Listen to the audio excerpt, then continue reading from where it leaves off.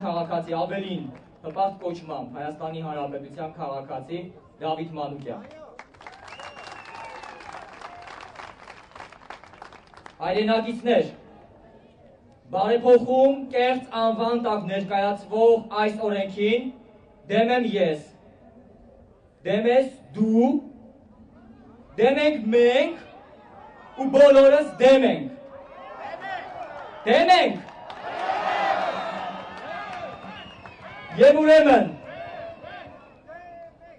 նորից հղում Հայաստանի Հանրապետության Սահմանադրության երկրորդ հոդվածին, այսօր շատ է օգտագործվել այդ հոդվածը, շատ տեղին է։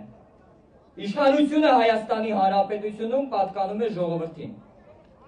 Այսինքն իշխանությունը մերն է եւ ուրեմն կարող է գործել որևէ օրենք,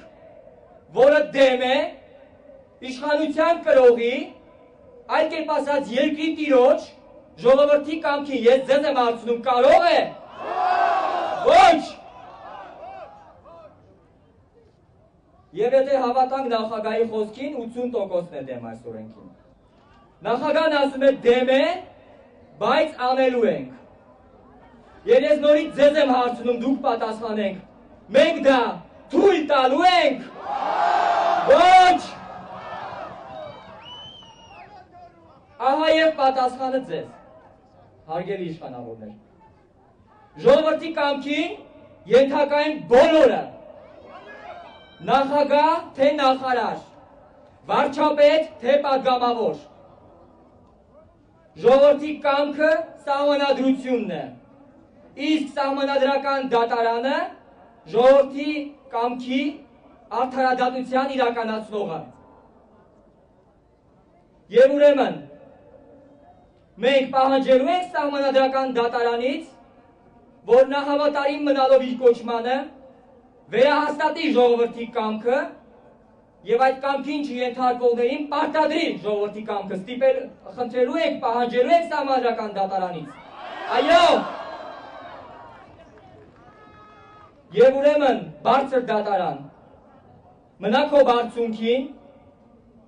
հավատարիմ մնա քո վեհ կոչմանը։ Միթե կա ավելի վեհ պարտք, քան ժողովրդի կամքի հաստատումը կամ այդ կամքին չենթարկվողներին այդ կամքը պարտադրելը, կա ավելի վեհ պարտք։ Ոչ։ Իսկ եթե դու բարձր դատարան, եթե իջնես քո բարձունքից, եթե աչք փակես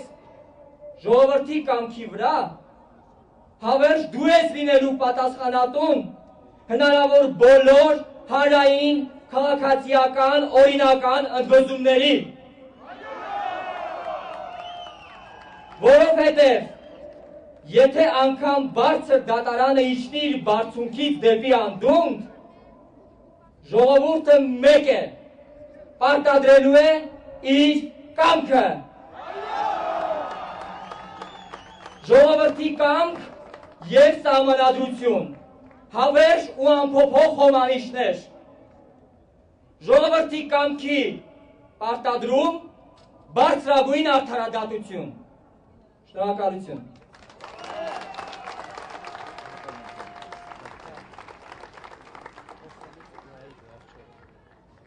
Այժմ